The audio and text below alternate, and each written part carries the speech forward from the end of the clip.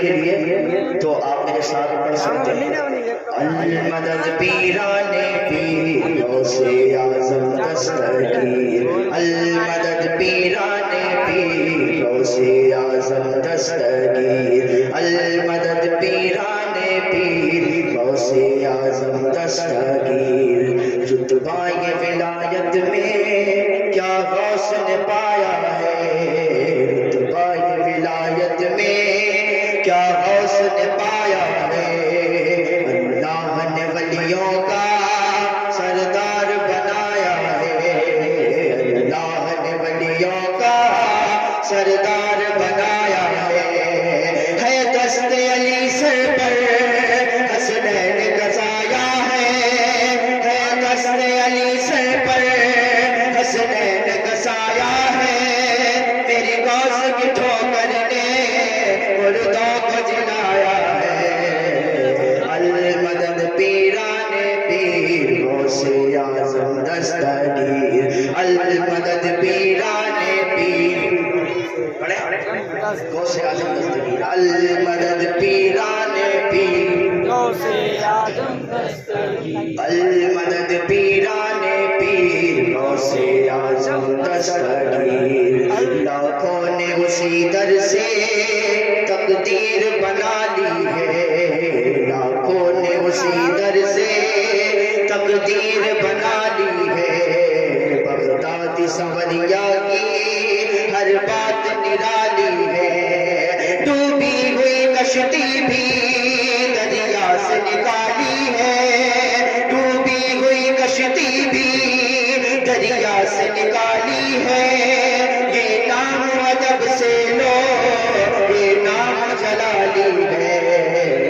المدد پیران پیر غوث اعظم دستگیر، المدد پیران پیر اعظم دستگیر، المدد پیران پیر غوث اعظم دستگیر۔ یہ بتائیں کہ کھانا نہیں کھایا ہے، اتنی آواز ہے، پھر بلند آواز سے پڑھیں۔ المدد پیران پیر غوث اعظم دستگیر، المدد پیران پیر غوث اعظم دستگیر۔ ہر فکر میں تم ہو کر آزاد چلے جاؤ، لے کر کے لبوں پر تم فریاد چلے جاؤ، لے کر کے لبوں پر تم فریاد چلے جاؤ، ملنا ہے اگر تم کو ولیوں کے شہنشاہ سے، ملنا ہے اگر تم کو ولیوں کے شہنشاہ سے، خواجہ سے اجازت لو، خواجہ سے اجازت لو، بغداد چلے جاؤ۔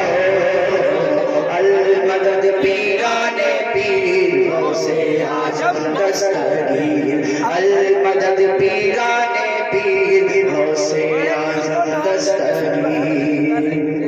ملنے کو شمع سے یہ پروانہ تڑپتا ہے، ملنے کو شمع سے یہ پروانہ تڑپتا ہے، قسمت کے اندھیروں میں دن رات بھٹکتا ہے، اس عشق حقیقی میں اتنا تو سر آئے، اس عشق حقیقی میں اتنا تو سر آئے، جب بند کروں آنکھیں بغداد نظر آئے۔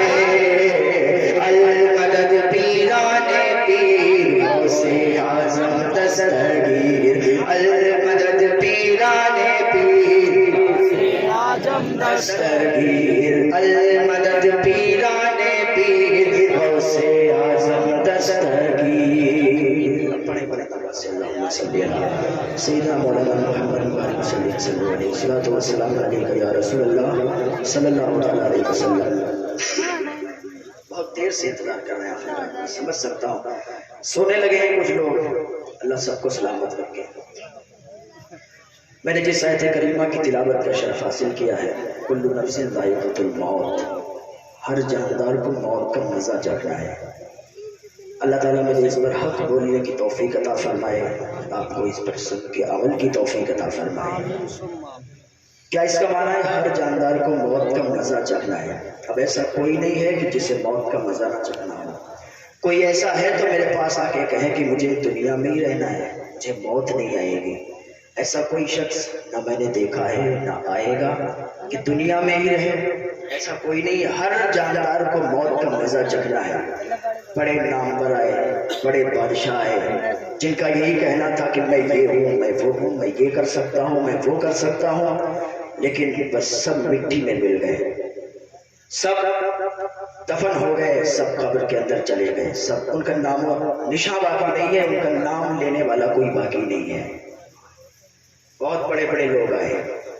ایک بادشاہ تھا جس کا کہنا یہ تھا کہ میرے سامنے کوئی بھی کھڑا نہیں ہو پاتا ہے، میرے سامنے کسی کی یہ جرات نہیں ہے، کسی کی یہ مجال نہیں ہے کہ میرے سامنے کھڑے ہو کے مجھ سے بات کر سکے۔ اس کا رعب و دبدبہ اتنا تھا کہ اس کے سامنے کوئی بھی بات نہیں کرتا تھا، اگر اسے دیکھ لیتا تھا تو راستہ بدل دیتا تھا، یہ کو بالکل کم کر دیں۔ تو وہ بادشاہ ایک دن راستے سے گزر رہا تھا، راستے سے جا رہا تھا کہ ایک بزرگ انسان، ایک بوڑھا انسان، اس کی جرات اتنی ہوئی کہ اس نے اس کے گھوڑے کی لگام پکڑی۔ کہ بادشاہ رک، کدھر کا رک ہے، کہاں جا رہا ہے؟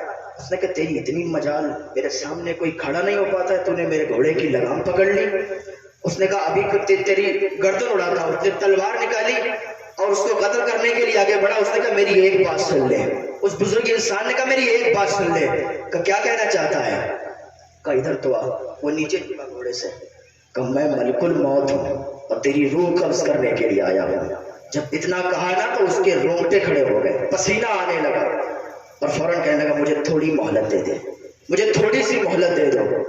ملک الموت نے کہا نا تجھے 1 منٹ کا 1 سیکنڈ کی مہلت نہیں ملے گی، 1 سیکنڈ کی بھی مہلت نہیں ملی اسے، وہ ایسے ہی چلا گیا، اس کی روح قبض ہو گئی، وہ مر گیا۔ تو پتہ چلا کہ جب موت آتی ہے نا تو پھر مہلت نہیں ملتی ہے، پھر ٹائم نہیں ملتا ہے، پھر آپ اگر توبہ کرنا چاہیں پھر بھی نہیں کر سکتے۔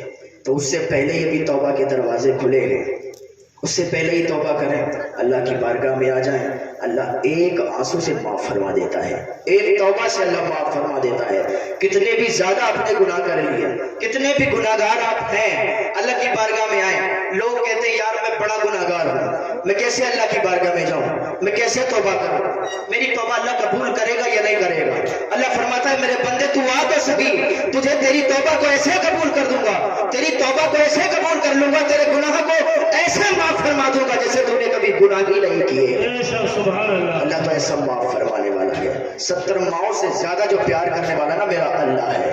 ایک ماں اگر بیٹا اپنی ماں سے کہے ماں تو وہ کہے گی کیا بات ہے بیٹا، دوبارہ کہے ماں، پھر وہ کہے گی، دوبارہ کہے ماں، 5-6 بار اگر ماں سے ماں کہہ دو نا تھپڑ مار کے بھگائے گی، کیا ماما کی پرٹ لگائے، کیا ماما کہتا ہے۔ لیکن اللہ اتنا کریم ہے نا، اتنا رحیم ہے، اگر بندہ 1 مرتبہ کہ یا اللہ، وہ 70 مرتبہ کہتا ہے میرے بندے پتہ کیا کام ہے، 70 مرتبہ کہتا ہے، 70 ماؤں سے زیادہ پیار کرتا ہے۔ ایک بیٹا تھا، چھوٹا سا بچہ تھا، اپنی ماں کے پاس رہا کرتا، اس کی ماں نے اس سے کوئی غلطی ہوئی، اس کی ماں نے اسے تھپڑ مارا اور گھر سے باہر نکال دیا، دروازہ بند کر لیا۔ لڑکا دروازے پر کھڑا رہا، روتا رہا، اس کی آنکھ لگ گئی، دہلیز پہ سو گیا۔ تھوڑی دیر کے بعد آنکھ کھلی، پھر ماں سے فریاد کرنے لگا، ماں میں تیرا بیٹا ہوں، ماں میں تیرا بیٹا ہوں، مجھ سے اگر کوئی غلطی ہوگی تو کیا ہوا، ماں میں معافی مانگتا ہوں، میں تجھ سے معافی طلب کرتا ہوں، ماں آئندہ کبھی ایسا گناہ نہیں کروں گا۔ ماں تو نے مجھے گھر سے نکال دیا، چھوٹی سی غلطی پر تو نے مجھے گھر سے نکال دیا، اب مجھے کون اپنی آغوش میں لے گا، اب مجھے کون پیار کرے گا، مجھے کون اپنے گھر کے اندر لے جائے گا؟ ماں ایک تو ہی تو ہے جو مجھے معاف کر کے اپنے گھر کے اندر لے جائے۔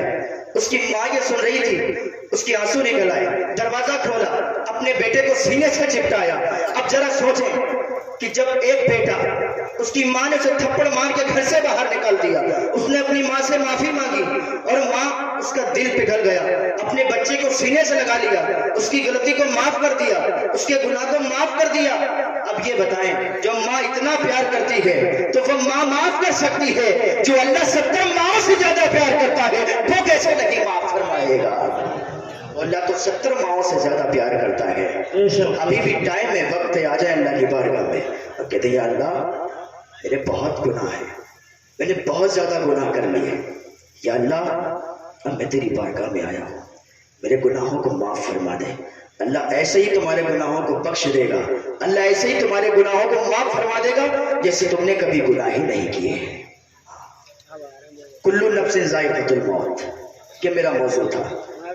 تو اس سے ایک بات یاد آئی کہ موت کا مزہ ہر انسان کو چکھنا ہے۔ ذرا غور سے ادھر دیکھ کے سن لے، ادھر صوفہ آیا ہے، کوئی ہیرے جواہرات نہیں آئے ہیں۔ کل نفس ذائقۃ الموت، ہر جاندار کو موت کا مزہ چکھنا ہے۔ حضرت ادریس علیہ السلام کا ایک واقعہ مجھے یاد آتا ہے۔ حضرت ادریس علیہ السلام جا رہے تھے، بہت تیزی کے ساتھ دھوپ تھی، اتنی تیزی کے ساتھ دھوپ تھی کہ نکلا نہیں جا رہا تھا۔ حضرت ادریس علیہ السلام نے اللہ کی بارگاہ میں فریاد کی، مولا اتنی زیادہ دھوپ ہے کہ میں نہیں نکل سکتا، مجھے اتنی زیادہ شدید گرمی محسوس ہو رہی ہے، اے میرے مولا جو اس سورج کے اوپر جو فرشتہ ہوگا اسے کتنی شدید گرمی ہوتی ہوگی، یا اللہ اس کے لیے کچھ تخفیف کرتے ہیں۔ اللہ نے اس فرشتے سے کہا کہ دیکھ میرا بندہ تیرے لیے دعا کر رہا ہے، میرا بندہ تیرے لیے دعا کر رہا ہے۔ وہ فرشتہ اللہ کی بارگاہ میں عریضہ پیش کرتا ہے، یا اللہ میں اس سے ملنا چاہتا ہوں، میں تیرے بندے سے ملنا چاہتا ہوں جو میرے لیے دعا کر رہا ہے، ایک فرشتے کے لیے دعا کر رہا ہے۔ اللہ تعالیٰ نے فرمایا کہ جا مل لے جا کے۔ وہ فرشتہ آیا حضرت ادریس علیہ السلام کے پاس، حضرت ادریس علیہ السلام کے پاس آیا، کہا تم نے میرے لیے دعا کی؟ حضرت ادریس علیہ السلام نے کہا ہاں میں نے دعا کی۔ کہا اچھا تم یہ بتاؤ کوئی تمنا ہے تمہاری، کوئی چاہت ہے، کوئی آرزو ہے؟ اگر کوئی تمنا ہو تو میں پوری کر سکتا ہوں۔ حضرت ادریس علیہ السلام نے کہا ہاں میری ایک تمنا ہے، میری ایک آرزو ہے کہ میں جنت کی سیر کروں، میں دوزخ کی سیر کروں، میری یہ تمنا پوری کر دو، میں جنت اور دوزخ کی سیر کرنا چاہتا ہوں۔ حضرت ادریس علیہ السلام نے اتنا کہا، فرشتے نے کہا میری اتنی تو پہنچ نہیں ہے بھائی، میں تمہیں جنت کی سیر کراؤں، میں تمہیں جہنم کی سیر کراؤں، میں یہ نہیں کر سکتا، لیکن ہاں میرے دوست ہیں ملک الموت ان کو کہتے ہیں، ان کا نام ہے ملک الموت، وہ آپ کو جنت کی بھی سیر کرائیں گے، وہ آپ کو دوزخ کی بھی سیر کرائیں گے۔ ہاں ان کے پاس اب میں ان کو بلاتا ہوں، وہ آپ کو کرائیں گے۔ حضرت ادریس علیہ السلام کے پاس وہ فرشتہ موجود تھا، ملک الموت کو بلایا، ملک الموت آئے۔ کیا بات ہوئی؟ ادریس علیہ السلام نے ملک الموت سے کہا ٹھیک ہے مجھے آپ جنت کی بھی سیر کرائیں، دوزخ کی بھی سیر کرائیں، میں سیر کرنا چاہتا ہوں۔ ملک الموت نے کہا یہ ممکن نہیں ہے، اس لیے کہ وہاں جانے کے لیے پہلے موت آئے گی، پہلے مرنا ہوگا۔ حضرت ادریس علیہ السلام نے کہا ٹھیک ہے، کل نفس ذائقۃ الموت، اللہ قرآن میں فرماتا ہے ہر جاندار کو موت کا مزہ چکھنا ہے۔ آپ ایسا کریں میری روح کو نکالیں اور پھر میری روح کو میرے جسم میں ڈال دیں۔ وہ جو آیت کے اللہ نے فرمایا ہے کل نفس ذائقۃ الموت، اس کے تحت مجھے موت آئے گی اور پھر میری روح میرے جسم میں آ جائے گی، پھر تو میں جا سکتا ہوں۔ حضرت ملک الموت نے کہا ٹھیک ہے، ان کی روح قبض کی اور پھر ان کے جسم میں ڈالی، کہا چلو دوزخ کی سیر کرائی، دوزخ کی سیر کرنے۔ اب جنت کی سیر کرنے کے لیے ملک الموت لے گئے، جنت کی سیر کرنے کے لیے ادریس علیہ السلام جا رہے ہیں۔ ادریس علیہ السلام جنت کے اندر داخل ہوئے، جنت کی سیر کرنے لگے۔ ایک ٹائم گزر گیا، حضرت ادریس علیہ السلام جنت کی سیر کر چکے تھے،